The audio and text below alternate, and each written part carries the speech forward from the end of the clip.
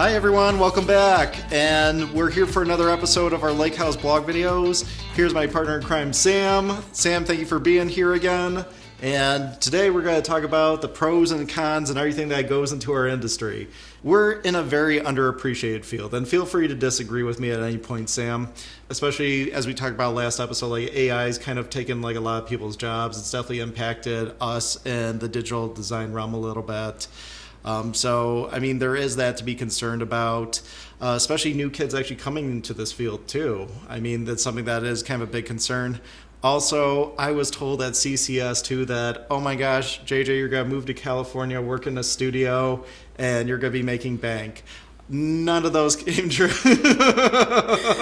Yeah, it's like the top 1%. That's the 1%ers over there. Exactly. And I did go to California actually really briefly, but even when I did, it's more Hollywood. And even then, like, it's very hard to get there. And then the question is, the people that I've seen that have gone there, are they really happy being there? Because I have friends who have taken like Caltech, like summer program, or not Caltech, Cal Arts. Have taken Cal Arts programs and have gone to California to study and pursue art.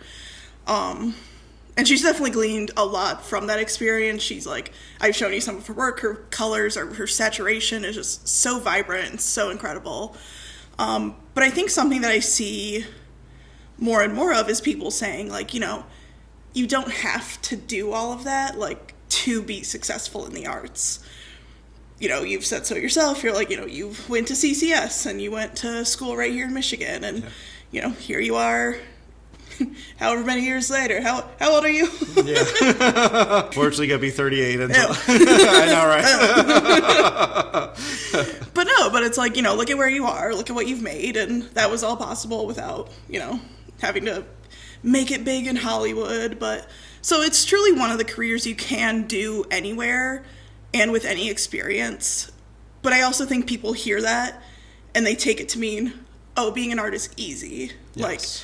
Like, I can just, like, draw whatever, paint whatever. Like, you see these massive canvases of just blue paint going up for millions and millions of dollars. Like, wow, it's so easy to be an artist.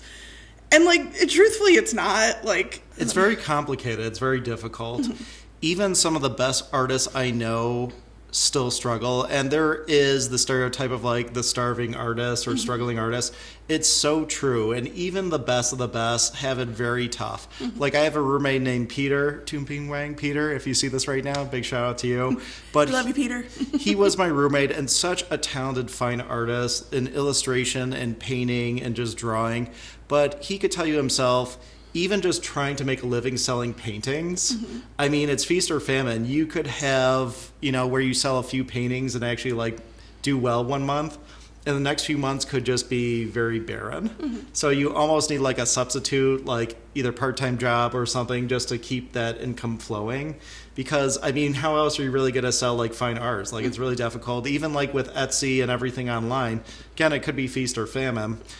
Same thing with our field. I mean, I still get emails all the time that art should be free. Mm-hmm. That, oh, you're an artist, you should do everything for free. And then when I push back and give them the speech, then they say, oh, well, I'm just going to use AI to do it because like I could do it for free in 5 minutes.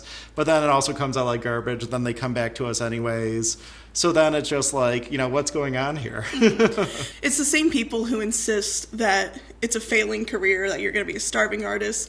It's those same people who then come back and are like, well, why would I pay you? Like, I'll pay you an experience. Like, I'll pay you an exposure. Like, you are why that stereotype exists. Like, yes. You know, those are the people who are peddling that stereotype that make it so it's hard to make a career in arts. It is. And from personal experience and some of the customers you've seen, mm-hmm. not to like, I mean, calling one out, but a lot of our corporate clients, especially, they've given me the speech that, oh, well, you could put on your resume that you did a project for us.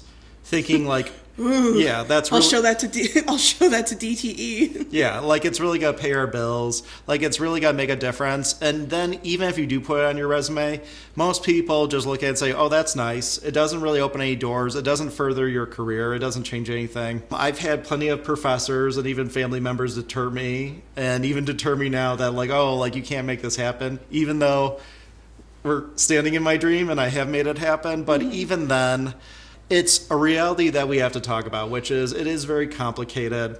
And I will say it's just tough to make a career in this altogether because, I mean, like, you got to pay bills. The economy's not, necessarily going up and getting better right now. Inflation's not going down. So, I mean, we got to consider all these things. But I definitely believe you should follow your passion. You should definitely, choose what you love. And if you are an artist, you should be an artist. And I think that's the kind of the risk we run as well when trying to spread awareness about this. Is let's be honest, we do come across as a little, woe is me, I can't pay my bills.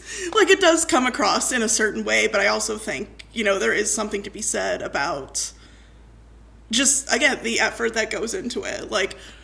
I think about some of the shoots we've done for, videos and events where we're, capturing all the photos and stuff, and that is hard physical work. That is, last summer when we were at Frankenmuth, that was several days of getting up at the crack of dawn, driving all the way out to the site, working a full 8 hours at the site, and then having to come home at the end of the day. That was a hard day. It was a really fun project to work on. It was a really fun event to be at, and there was a lot of awesome people there. But that was hard. That was a hard weekend, physically, mentally, emotionally. Yeah. And I think that's the thing, too, that people don't consider when they're like, oh, well, the arts is so easy. And it's it's easy until you try it. And then you realize how much goes into, how much failure goes into success. And you've talked about that on Motivational Mondays. You have to, in order to succeed, you have to fail. Yeah. And I don't think people have a lot of patience for that, especially when it comes to art, because they see it as so easy. There's a former customer we used to have, and I've known for a long period of time, a little bit difficult to work with, but I'll never forget that they called me last minute, do something a little bit more techy, but called me last minute to do a very quick job.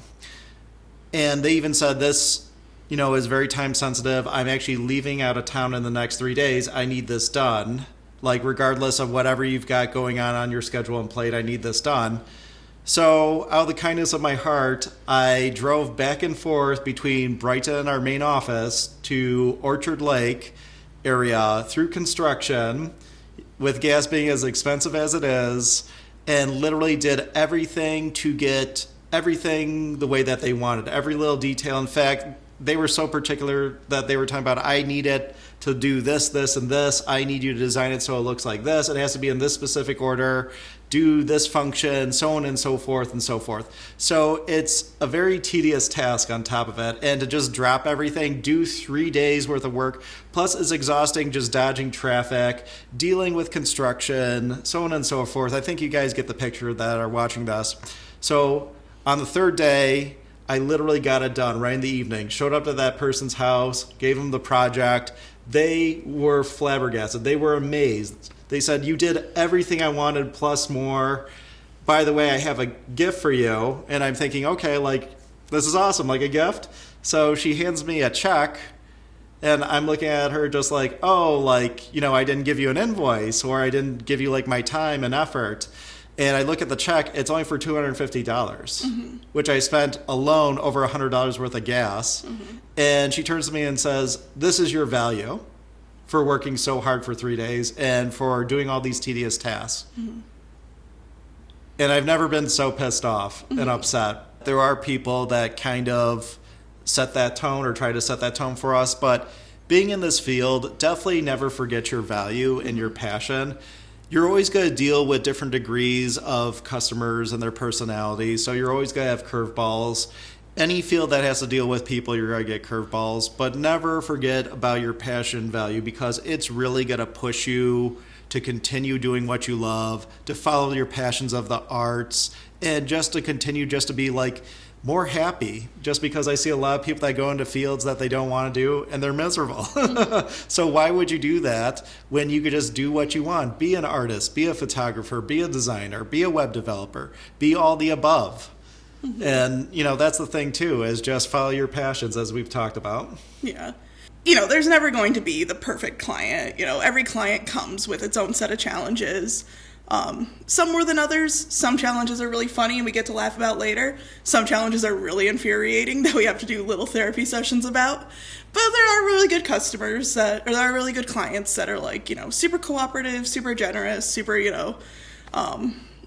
with the flow. Yeah, there's never going to be a perfect client. And I think in my mind, the perfect client is another artist, because they would understand the limitations and like the process and what all goes into it. But then why wouldn't they just do it themselves at that point? So that's, again, there's going to be no perfect client, because the perfect client is going to be able to do it themselves. True. I think what Sam also means is like an artist, like more like in our field of like fine arts and digital media, not to be confused with music artists. The only reason why I say that is I've worked with some music artists. Most of them are awesome, but I've had plenty that I've had to try and set some firm boundaries, which is, I want to do a music video. Cool. When are you thinking? Tomorrow. Mm-hmm. When do you want this ready? 2 days from now. Mm-hmm. Realistically, that's not good planning. There's a lot that goes into music videos, and definitely a day or two is not it. There's locations to scout, there's people to recruit, So I mentioned before that I was in video productions in high school.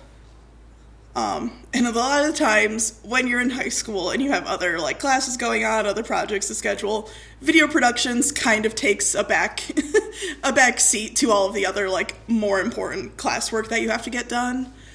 And so a lot of times, you kind of like, oh God, I had a month to work on it. It's due next week. What am I going to do? And you kind of take shortcuts, and it definitely shows in the final product. So you have these people that are like, oh, well, let's just film me and like make it a music video. And it's like, and they're like, why haven't I gone viral? And it's like, think about the most like iconic music videos you've ever seen. I'm thinking of, Single Ladies, Beyonce. I'm thinking of Aha's Take On Me. Like, those are very intense performances. You have all the choreography with Beyonce, the lighting effects, the wardrobe. You have Take On Me, rotoscoping. That takes forever. Like, and these are truly iconic music videos. Like, if you think of music and you think of those, or you think of something else, but it's like you have these like distinctions that make it powerful and iconic that really can't be accomplished with 12 hours of prep time. Exactly. Yeah. Exactly. And I've had to say that to so many music artists. Like, I want a Taylor Swift video. Do you think Taylor Swift spends one day, even with her nice bank account, do you think she spends literally one day just like, oh, I had this idea, let's just make it happen tomorrow? No. Well, then it's like, to be fair, with Taylor Swift and like the fan base she's curated over the years, probably that might do, better than the average Joe's video. True. But the average Joe doesn't have Taylor Swift's following. Yes. Well, I was going to say 99% of people don't have that. Yeah. Yeah. So I agree. And that's why, again, I think anyone who's going into this field, definitely keep this in mind. Mm-hmm. And no field's perfect. Don't get me wrong. We all have our struggles and challenges, especially the people factor. But again, never stop following your passion. We do have some issues with AI that we just talked about in the last episode.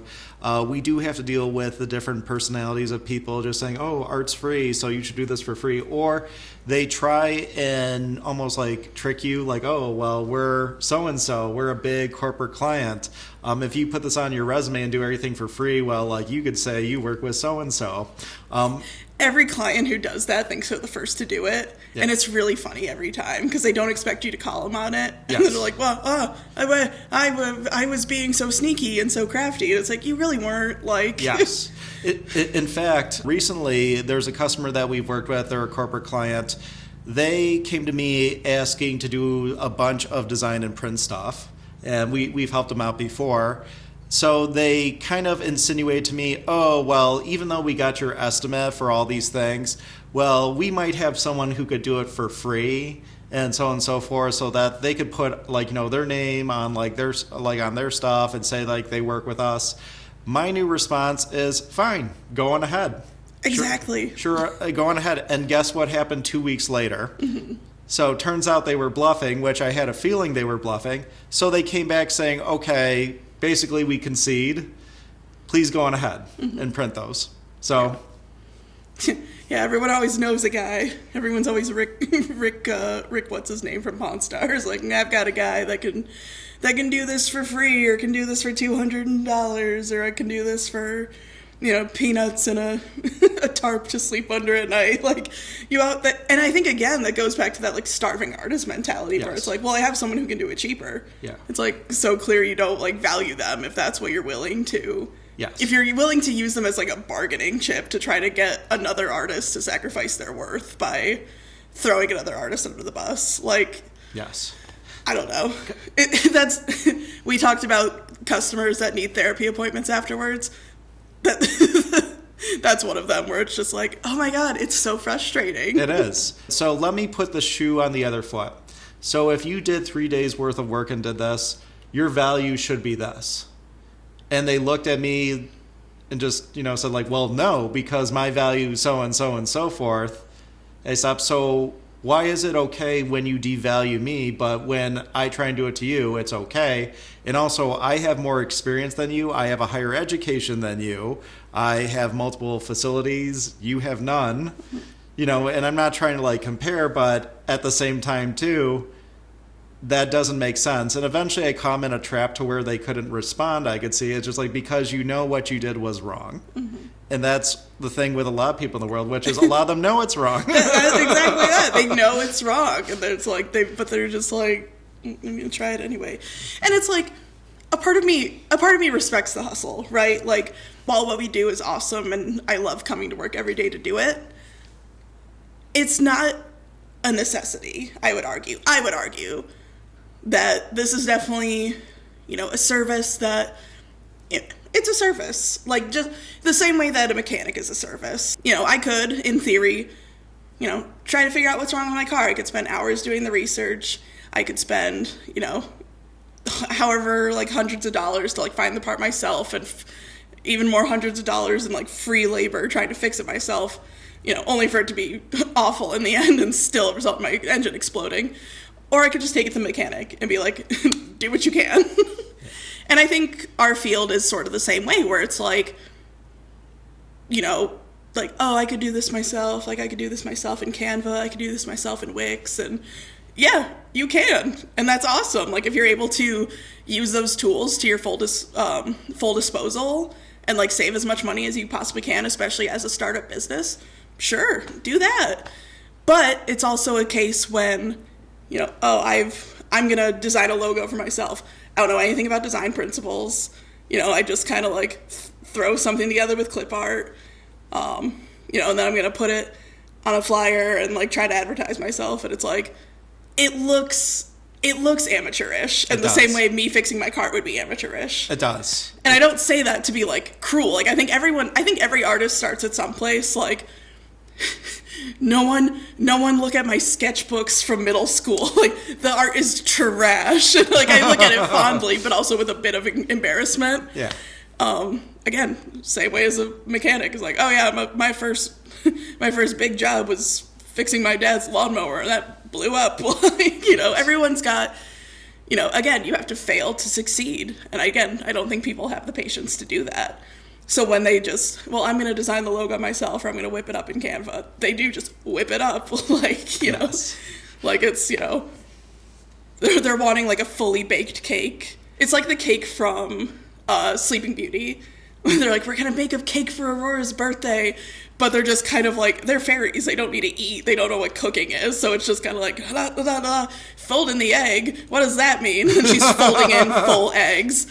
And, it comes out kind of a hot mess, but the thought and intention is there, but the execution isn't. And I think that's a case for a lot of beginner artists and for a lot of these clients who insist they can do it themselves. It's like, please, I would love for you to do it yourself, and I would love for you to develop this skill set, because it's a lot of fun. It's a really good time being an artist when it's not constantly being berated and scoffed at and dismissed. Yes. But it's also like, you have to prepare for the outcome that you're curating, if that makes any sense. Yes, it does. And something that you just jogged in my memory too, kind of a story I had, and this actually happened very recently. or more recently, I should say, in history, but it's happened a few times. And I just want to tell everyone watching this episode, like, also definitely hold firm to your value. There's a reason why you have your value. For example, at Lakehouse, we're not the most expensive. We're not the cheapest either. And I'm not here to compete with everyone else. And some people want, like, I want the best quality for, like, whatever. And a great example is, I'll never forget, I actually had someone sit me down and said, hey, I know you did this print job. I know I agreed to it, but I went behind your back after we printed, and I went to a bunch of other printers. I found all of them were more expensive, except one was 25 cents cheaper. And they gave me a whole speech about how I should be 25 cents cheaper and, like, what are my intentions, I kid you not, with being 25 cents more expensive. Such a ripoff. I know, and I kid you not, they actually sat down, had a whole conversation with me, and not to be rude, but not to put it back on them either, but I even laughed at one point and said, this conversation's over 25 cents. I mean, if the 25 cents... the 25 cents on my phone bill. Yeah, if the 25 cents bothers you that much, like, oh my gosh, but don't you think you're being a little hypercritical, over 25 cents? And he even said, I was the most affordable except for one other person who was 25 cents cheaper. Everyone was significantly higher. Again, I'm not here to compete with these people. I'm not here to be the most expensive or the cheapest. I'm just here to exist. Who's the... Just to be petty. Yeah, who's the next most expensive guy above me? I'm going to match his rate now. Yeah. No. Exactly. Well, I was thinking that in my head, and I'm just like, and I've known this person for a while too. And just like, again, would you like it if I went behind your back and gave you this whole speech like, oh, I found someone who could do it for 25 cents cheaper. And also, what are your intentions by being 25 cents more expensive? And yada. I'm so shady. I know, so shady. And I'm just like... Are you laundering that money, JJ? Exactly. That 25 cents. Yeah, exactly. Now, I know this economy is crazy right now, so 25 cents might... Cut to you doing laundry and a quarter falls out your pocket like, oh, there it is. Yeah. I found it. Squeaky clean. Exactly. The IRS can't touch this. Exactly. And something I want to just tell you guys with this story is definitely hold on to your value. Again, you don't have to do like my model, but my model is I'm not so much competing. I'm just here to exist, to just follow my passions and services to help out every individual to grow their brand, to grow their story, their identity. Same thing with you, Sam. I'm not here to compete with Vistaprint, Canva, and all of them. And if that's what you want, go for it. And I've had people that have given the speech, go for it. They said, well, I will, only for them to come back saying, wow, I got complete garbage and I didn't know what I was doing. And just like, I mean, I don't want to bash these other businesses, but it's just like, look, we're really good and talented at what we do. There's a reason why we've been in business for so long. And again, just... we're not asking for blood or kidney. Like, literally, we're very super affordable. Can I have a logo? Yeah, that'll be your firstborn, please and thank you. Yeah, I mean, exactly. It's just like... Sign here, please. We're very affordable. Yeah. And, like, I know times are tough, too, but also, like, if I need, like, a new car, I'm not... Well, I take that back. I might...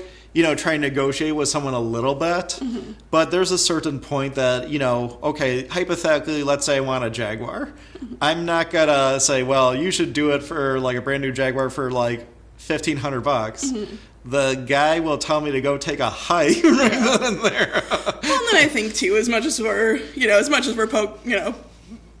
poking and ribbing at the clients who, do kind of try to shortchange us a lot, I do think there's just as many stories, if not more, of you like meeting people where they're at. Like, that's why you ask for, how we do things here at Lakehouse is JJ will ask you what your budget is, and then we will try to figure out what's within our budget. People try to cut like, well, what are your prices? And it's like, well, let's see where your budget is first, and let's see what we can work with. Yeah. There's so many instances where it's like you absolutely could have and should have been paid more, but you're like, I feel for this person, I want to help them out, I'm going to do this, and this to help them out, And exactly. And again, it's like we're not here to try to like bankrupt you before your business even takes off. We're here to work with you to try to come up with the best plan to help your business take off. We're not trying to like rake you over the coals before you even like get a foot on the door. Like, exactly. Yeah, it's like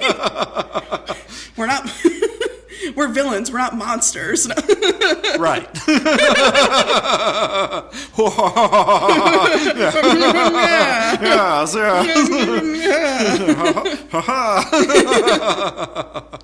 Yeah. But no, and I think that's the thing too.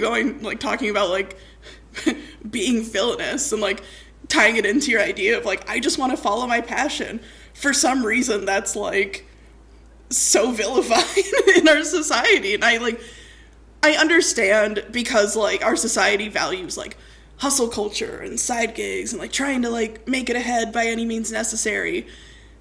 And it's like some people just aren't suited for that life. Like I think about my like coming up into the arts.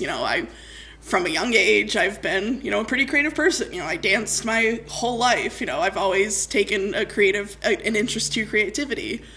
When my grandpa died, when I was 8 years old, I threw myself into like writing and art and stuff to try to like cope with that loss at a young age.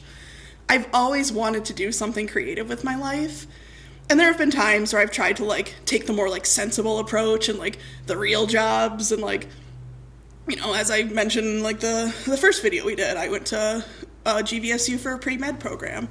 And I was like, oh God. And it was fun. And I do hold a lot of like gratitude in my heart for the science background that I have. But I was never going to be happy doing it. Like I love watching medical dramas. I love The Pit. That stresses me out so bad. And I'm not even... They're like, I could just walk away at any point. I could turn off the TV and not be stressed out anymore. But it's like, oh my God, that's so like stressful. And I can't imagine that being my life. And again, shout out to the people whose life it is. Total props. And like, you guys are like actually heroes. But like, I could never do that. And that's okay. Like, I'm suited to be right where I'm at right now is, spending my life, doing creative stuff. And, not every project is going to be a winner. Not every project is going to be like, oh, feature-length movie, stars and glitz and glamour. Like, some projects are just going to be, whipping up a sign mock-up for, a company. It's just like, okay, yeah, like, it's not the most exciting thing, but I'm still doing what I love every other day. And that's what I'm suited for in life. Like, that's my life's purpose, I think. And, pursuing a life of your passion is not something that's, like, evil in a capitalist society. Like... Exactly. It's like, oh God, how dare you do what you want and not what the upper crust wants you to do. How dare you not be a worker bee? It's like... Sorry, like, I want to draw. Like, exactly. Oh, no. I have things to say, and I want to say them, dang it. Oh, no, I'm a monster. Yeah. You liberal commie. I'm just like, I just want, like, everyone to be able to live a life that they're happy with, like. Yeah. And same here, and that's why I tell people, and I even give lectures, just follow your passion, whatever it is, whether you want to be in the medical field, an artist, an educator.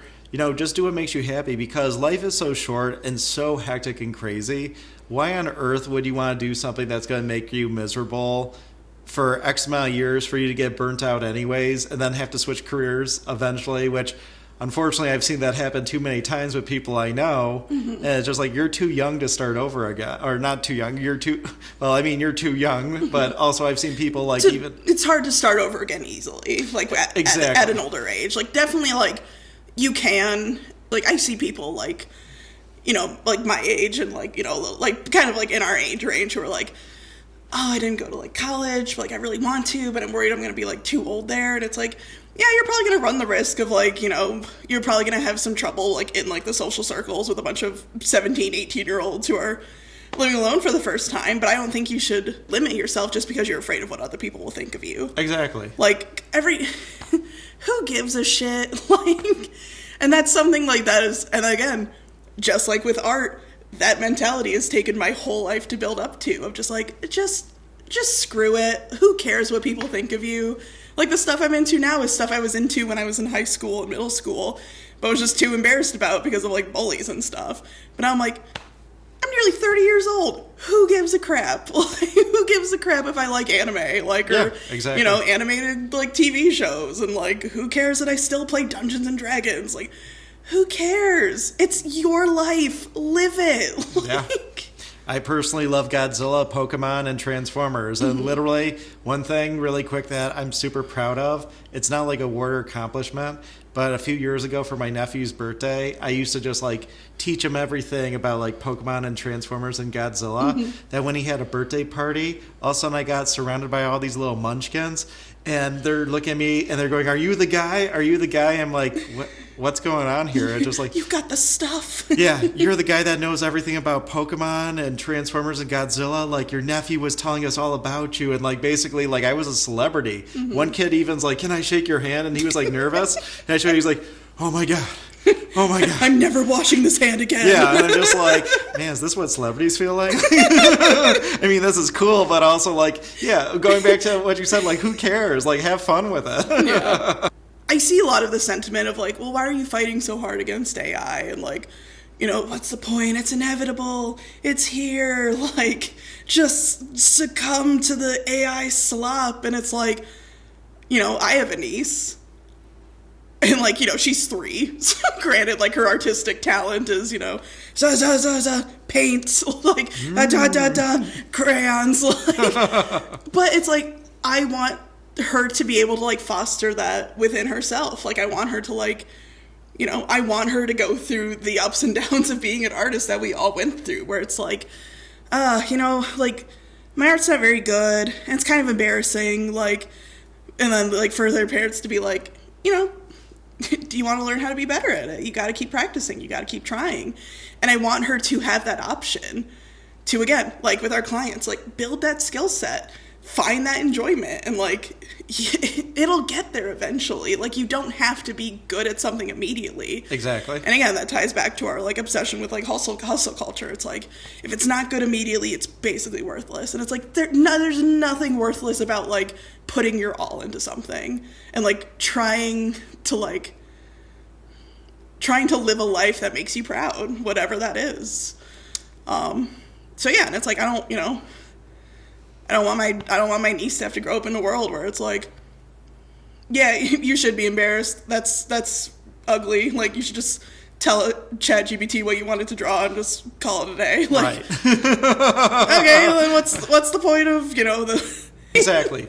Well, same thing. I used to get actually from my parents the like art set. So it had like different colored pencils, different gouaches, like charcoal, erasers, like all these different tools. And every year I would get one. And how excited I would be in a pad of paper. Like, that was my jam. Literally, I didn't need a computer or anything. I was in my element, in my world, and I was so happy. And going back to even like your niece, my nephew, my niece too, I just hope that they get to experience that. And like AI, I know we talked about it last time, but it is taking away that joy. Kids don't have that experience like we did, and I want to bring that back. I want kids to have that magic that they get to hold on to forever. Even when I'm drawing with you downstairs, you know, we're at Studio B right now, but when we're drawing downstairs here, part of me feels that like that feeling of like when I was a kid, like back in the day, just like putting things together, just drawing, and like such a great nostalgic feeling. Like, it's so wonderful. And again, I agree with you that I think that kids need to enjoy it, and I hope your niece enjoys it too. I hope she does have that. Now, there is one more thing that I just want to say to anyone watching this. Just one other thing that has to do with the story too. When you're going into this field, also be prepared to do some pushback. And the reason why I say that is there's also a stereotype that because we're artists, we're kind of low man on the totem pole when it comes to like education. Like, everyone, you know, when you say like, I'm a doctor, I'm, you know, like a lawyer, everyone right away says, oh, like, you know, you must be so knowledgeable that you went to school. And yes, they are very knowledgeable, don't get me wrong, but everyone's smart in their own field. And the reason why I'm bringing this up is I've also had very recently, on top of just many occasions, where we do everything 100% right, and the customer wants to push it back on us. And 2 stories I'm going to give, for example. I have one person that you know very well that was trying to help them out, just like, you know, like print and design some things. Is this the right size?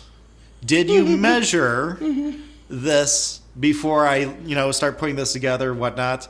Yes, is their answer. Are you sure? Yes, positive. So start putting it together, designed it. Before I printed, are you sure this is the right size? And you measured it? Yes. Printed it. Later that day, by the way, I lied to you. I didn't measure at all. I just eyeballed it, yada, yada. This is your fault. It's my fault that I asked you multiple times to measure this, which is common courtesy. And I even brought up to the person, I'm happy to come out and measure it too if, you have a problem, if you want me to. Which they said, no, I've got it. And I've got it in message form and email form. So, I'm not making this story up, but then proceeded that this was somehow my fault. So I definitely had to push back. We had another person too. I've met them and I see them from time to time, but gave us all this specs to do like an advertisement ad. So one thing right before I went off to print with this print company, I need you to compress it like this. And right away, doing this for so often, I was even telling them, are you sure? Because that's going to lower the pixelation. If we did a little bit, that's fine. But you want to do it a whole lot. Are you sure? Positive. Are you sure those are the specs? Because I don't think those are the right specs. It doesn't sound right. And right away, I'm getting some concern over this. And I was voicing my concern. Yes. So did everything that they wanted. 2 days later, send me a picture. Oh, why did it look like this? And yada, yada. It's your fault. Yada, yada. Just no. I could show you in text and email form that I was even concerned over this because I've been doing this field long enough that I had a feeling this would happen. And now it happened. But again, they want to push down on us oh, you did something wrong. I'm just I could prove it wasn't us. I could 100% prove it wasn't us.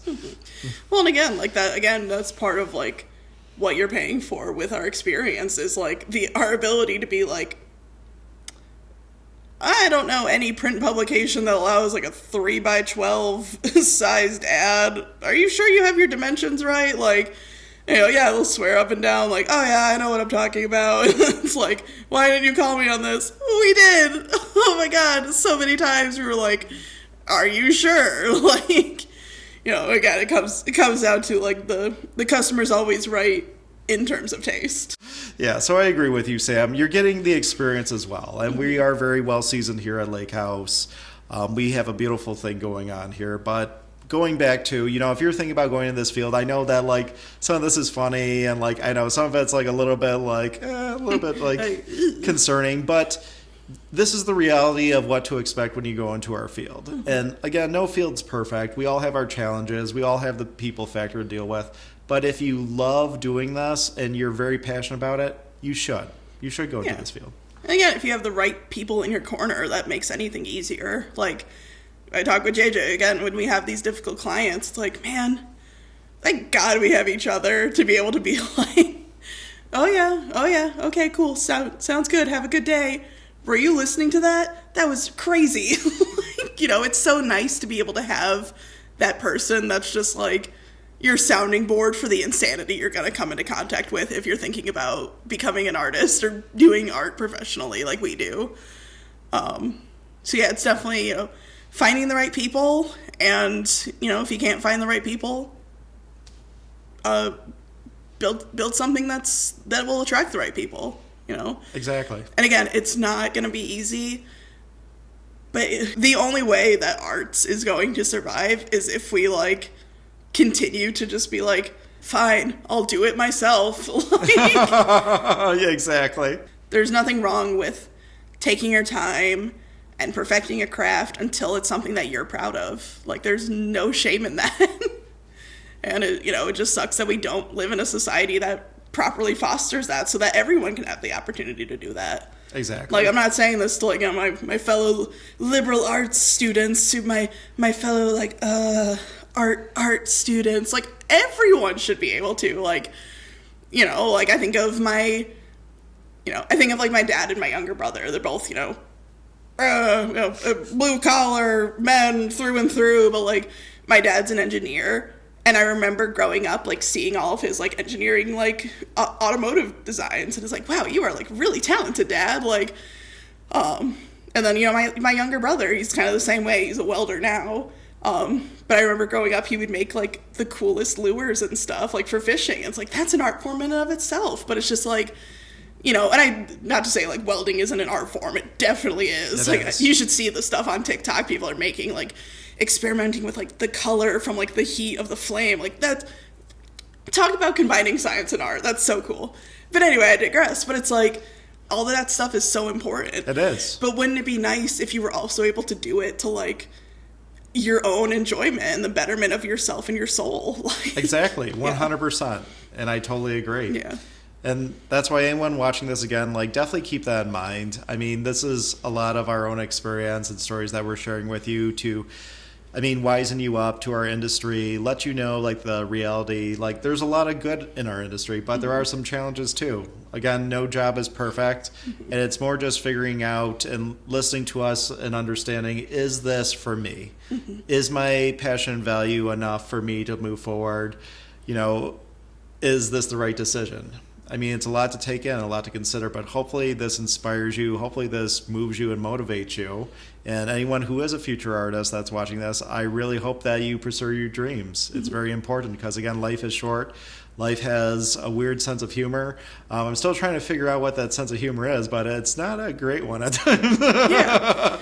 And for any artist watching this, like, tag us in your stuff. We want to see your stuff. For sure. I want to see it too. And something that I know we talked about, and I'm really trying to push for it, is trying to start doing, like, our own little art shows with not just you and me, but, like, artists we know. And just that we could all come together, experience storytelling, cultural semiotics and things, you know, that we could share with each other, whether it's through, like, you know, your traditional fine arts, some digital arts like video and illustration, even poetry. I mean, like, there's so many things that are considered art. And I will say, even, like, welding, even, like, more of the science field, like, wow, how fascinating. Even I was learning about welding. There's people who paint with mold. That's so cool. But anyway, sorry, what you were saying. I did see that. I saw someone paint with mold, and actually do things with spiders to actually do, like, organic art. They may have given the spiders some PCP, so the spiders went a little bit crazy. Yeah, so well, that's not good. Yeah, I'm not sure if that part was good, but also no. But how fascinating seeing some of the intricate designs that the spiders create, like, naturally. Like, I'm like, that's so cool. Who would think of this? Also, PCP's not great. Kids, anyone watching this, please don't do drugs. Don't do PCP. Yeah, don't do. It makes cool art, but don't do PCP. Yeah. Exactly. I know, we were like, pursue your dream at any means necessary. Maybe draw the line at drugs. yeah. There is a certain line that, like, you know, like, not great. And then, like, again, not to, like, you know, sidebar or, like, tangent too much, but, like, people think that the arts and the sciences have to be, like, you know, separate. Like, you know, that's why we teach, like, STEM instead of, like, STEAM, you know, like, science, technology, engineering, and mathematics. And it's like, art belongs in there too. Yeah. So much of my art is dictated by my relationship with the sciences. Yes. Like, there was a project I did. I had a jewelry. Speaking of liberal arts education, I took a jewelry making class one semester. It was just something that I needed for my major. Oh my God, it was one of the funnest classes I had. But one of the projects was we had to create a set of 3 earrings. And I motivated mine based on, like, cells and biology. You know, I tried to, like, use those 2 facets of my education as one. And again, it's like you have these people who are able to cultivate different mold cultures, to experiment with color and texture and, like, form and shape. And it's like, that's art. And like, that's the intersection. And so many people are, like, letting their preconceived notions of, like, well, science and art are, like, total opposites. It's like, they're really not. Like, science is influenced by art just as much as art is influenced by science. I'm so cold and logistical. I need to be a scientist. And it's like, you can. Half of science is ethics. What's ethics? A humanities course. Exactly. Like, they go hand in hand, and I'm so tired of people pretending they don't. Exactly. Yeah. I agree. Well, even, like, I've been really big into, like, automobiles lately. Mm-hmm. Like, Courtney could tell you, actually, just, like, kind of something that's fun and new for me. Mm-hmm. Especially since, like, you know the news, and I might as well share it. I'm going to be a dad, first time in the future. My dad and grandpa are a great example. When you become a father, you have like a little like joy something. So like my dad had a motorcycle. Aw. That was like his little joy. Grandpa actually would fly planes. Wow. Yeah, Grandpa was actually a World War II veteran pilot and actually turned down the Purple Heart. I mean, like, Oh, and wow. actually flew 9 missions. I'm just like, yeah, Grandpa, yeah, pretty cool stuff. But I was just looking at automobiles for fun, and I was telling Courtney about the tradition. I probably won't do anything, but even think about the science and art of automobiles. You know, any automobile, just putting together the parts, thinking about the engineering and just like how it all comes together like this orchestra, working in this beautiful, harmonious, like, you know, like whimsical, almost like, I know, just like ambiance of just like fusing together to create this machine, and even like the design that goes with it too. You know, think of like any car commercial you've seen where it's like, ooh, look at how like sleek and sexy this car is. Like there's always a shot of showing how like aerodynamic it is. Yeah.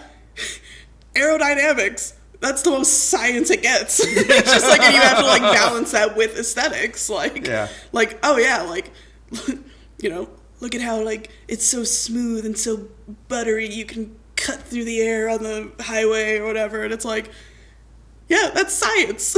Yeah. Yeah, science. Yeah. Now look, another combination. Just